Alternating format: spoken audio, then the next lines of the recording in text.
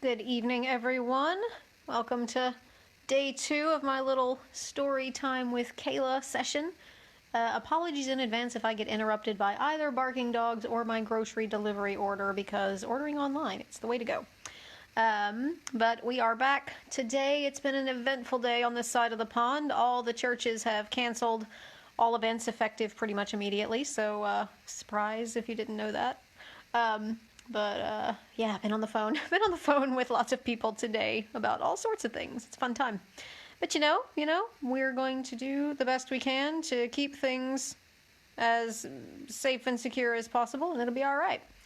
But meanwhile, we're going to take a break from all of that and have our little cozy evening read-along, and I'm going to read, continuing from Alice's Adventures in Wonderland by Lewis Carroll. I'm going to continue with Chapter 2. Chapter 2, The Pool of Tears. "Curiouser and curiouser," cried Alice. She was so much surprised that for the moment she quite forgot how to speak good English. "Now I'm opening out like the largest telescope that ever was. Goodbye, feet." For when she looked down at her feet, they seemed to be almost out of sight, they were getting so far off.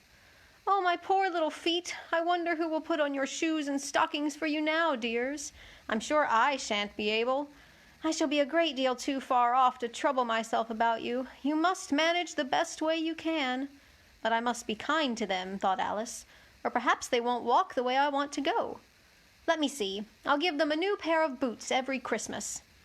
And she went on planning to herself how she would manage it. They must go by the carrier, she thought. And how funny it'll seem, sending presents to one's own feet. And how odd the directions will look.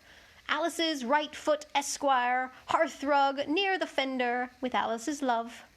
Oh dear, what nonsense I'm talking. Just then her head struck against the roof of the hall. In fact, she was now more than 9 feet high, and she at once took up the little golden key and hurried off to the garden door. Poor Alice, it was as much as she could do, lying down on one side, to look through into the garden with one eye. But to get through was more hopeless than ever. She sat down and began to cry again. "You ought to be ashamed of yourself," said Alice, "a great girl like you," she might well say this, "to go on crying in this way. Stop this moment, I tell you." But she went on all the same, shedding gallons of tears, until there was a large pool all round her, about 4 inches deep and reaching half down the hall. After a time she heard a little pattering of feet in the distance, and she hastily dried her eyes to see what was coming. It was the White Rabbit, returning splendidly dressed, with a pair of white kid gloves in one hand and a large fan in the other. He came trotting along in a great hurry, muttering to himself as he came, "Oh, the Duchess, the Duchess! Oh, won't she be savage if I've kept her waiting?" Alice felt so desperate that she was ready to ask help of anyone. So when the rabbit came near her, she began in a low, timid voice, "If you please, sir." The rabbit started violently, dropped the white kid gloves and the fan, and scurried away into the darkness as hard as he could go. Alice took up the fan and gloves, and as the hall was very hot, she kept fanning herself all the time she went on talking. "Dear, dear, how queer everything is today. And yesterday things went on just as usual. I wonder if I've been changed in the night. Let me think. Was I the same when I got up this morning? I almost think I can remember feeling a little different. But if I'm not the same, the next question is, who in the world am I? That's the great puzzle." And she began thinking over all the children she knew that were the same age as herself, to see if she could have been changed for any of them.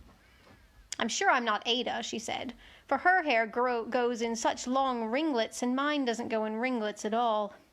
And I'm sure I can't be Mabel, for I know all sorts of things, and she knows such a very little. Besides, she's she, and I'm I, and oh dear, how puzzling it all is. I'll try if I know all the things I used to know. Let me see. 4 times 5 is 12, and 4 times 6 is 13, and 4 times 7 is... Oh dear, I shall never get to 20 at that rate. However, the multiplication table doesn't signify. Let's try geography. London is the capital of Paris, and Paris is the capital of Rome, and Rome... No, that's all wrong. I'm certain I must have been changed for Mabel. I'll try and say, how doth the little. And she crossed her hands on her lap as if she were saying lessons, and began to repeat it. but her voice sounded hoarse and strange, and the words did not come the same as they used to do.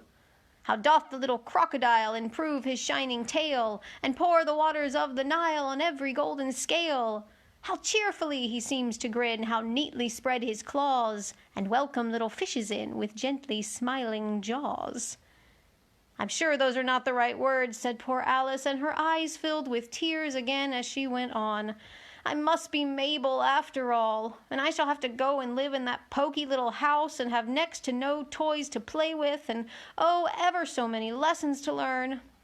No, I've made up my mind about it. If I'm Mabel, I'll stay down here. It'll be no use their putting their heads down and saying, "Come up again, dear." I shall only look up and say, "Who am I then? Tell me that first. If I like being that person, I'll come up. If not, I'll stay down here till I'm somebody else." "But oh dear," cried Alice, with a sudden burst of tears, "I do wish they would put their heads down. I am so very tired of being all alone here." As she said this, she looked down at her hands and was surprised to see that she had put on one of the rabbit's little white kid gloves while she was talking. "How can I have done that?" she thought. "I must be growing small again." She got up and went to the table to measure herself by it, and found that, as nearly as she could guess, she was now about 2 feet high, and was going on shrinking rapidly. She soon found out that the cause of this was the fan she was holding, and she dropped it hastily just in time to avoid shrinking away altogether. "That was a narrow escape," said Alice, a good deal frightened at the sudden change, but very glad to find herself still in existence. "And now for the garden!" And she ran with all speed back to the little door, but alas, the little door was shut again, and the little golden key was lying on the glass table as before, and things are worse than ever, thought the poor child, for I never was so small as this before, never, and I declare it's too bad, that it is.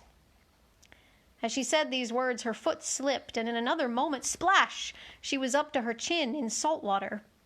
Her first idea was that she had somehow fallen into the sea.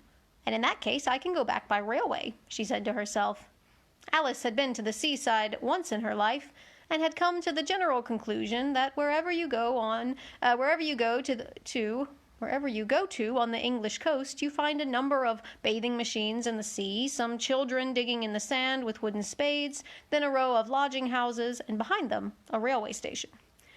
However, she soon made out that she was in the pool of tears which she had wept when she was 9 feet high. "I wish I hadn't cried so much," said Alice, as she swam about, trying to find her way out. "I shall be punished for it now, I suppose, by being drowned in my own tears. That will be a queer thing, to be sure. However, everything is queer today." Just then she heard something splashing about in the pool, a little way off, and she swam nearer to make out what it was. At first she thought it must be a walrus or hippopotamus, but then she remembered how small she was now, and she soon made out that it was only a mouse that had slipped in like herself. Would it be of any use now, thought Alice, to speak to this mouse? Everything is so out of the way down here that I should think very likely it can talk. At any rate, there's no harm in trying. So she began. "Oh, mouse, do you know the way out of this pool? I am very tired of swimming about here, oh mouse." Alice thought this must be the right way of speaking to a mouse. She had never done such a thing before, but she remembered having seen in her brother's Latin grammar, a mouse, of a mouse, to a mouse, a mouse, o mouse. The mouse looked at her rather inquisitively, and seemed to her to wink with one of its little eyes, but it said nothing. "Perhaps it doesn't understand English," thought Alice. "I dare say it's a French mouse, come over with William the Conqueror." For with all of her knowledge of history, Alice had no very clear notion how long ago anything had happened. So she began again, "Où est ma chatte?" which was the first sentence in her French lesson book. The mouse gave a sudden leap out of the water, and seemed to quiver all over with fright. "Oh, I beg your pardon," cried Alice hastily, afraid that she had hurt the poor animal's feelings. "I quite forgot you didn't like cats." "Not like cats!" cried the mouse in a shrill, passionate voice.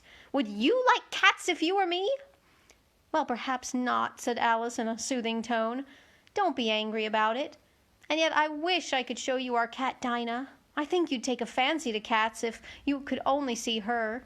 She is such a dear, quiet thing." Alice went on, half to herself, as she swam lazily about in the pool. and she sits purring so nicely by the fire, licking her paws and washing her face. And she is such a nice soft thing to nurse, and she's such a capital one for catching mice. Oh, I beg your pardon, cried Alice again. For this time the mouse was bristling all over, and she felt certain it must really be offended. We won't talk about her any more, if you'd rather not. We indeed, cried the mouse, who was trembling down to the end of his tail. As if I would talk on such a subject. Our family always hated cats. Nasty, low, vulgar things. Don't let me hear the name again. I won't indeed, said Alice, in a great hurry to change the subject of conversation. Are you fond of dogs? The mouse did not answer, so Alice went on eagerly. There is such a nice little dog near our house I should like to show you. A little bright-eyed terrier, you know, with such long curly brown hair, and it'll fetch things when you throw them, and it'll sit up and beg for its dinner, and all sorts of things. I can't remember half of them. And it belongs to a farmer, you know, and he says it's so useful it's worth £100. He says it kills all the rats, and oh dear, cried Alice in a sorrowful tone, I'm afraid I've offended it again. The mouse was swimming away from her as hard as it could go, and making quite a commotion in the pool as it went. So she called softly after it, Mouse, dear, do come back again, and we won't talk about cats or dogs either if you don't like them. When the mouse heard this, it turned round and swam slowly back to her. Its face was quite pale with passion, Alice thought, and it said in a low, trembling voice, Let us get to the shore, and then I'll tell you my history, and you'll understand why it is I hate cats and dogs. It was high time to go, for the pool was getting quite crowded with the birds and animals that had fallen into it. There were a duck and a dodo, a lory and an eaglet, and several other curious creatures. Alice led the way, and the whole party swam to the shore. And that's the end of chapter 2. What an interesting encounter Alice has had with a lovely mouse. What do you suppose the mouse's story might have to say? We'll find out tomorrow in chapter 3. So, thank you for joining me in my little read-along, and I will hopefully be back around the same time tomorrow. See ya, and take care.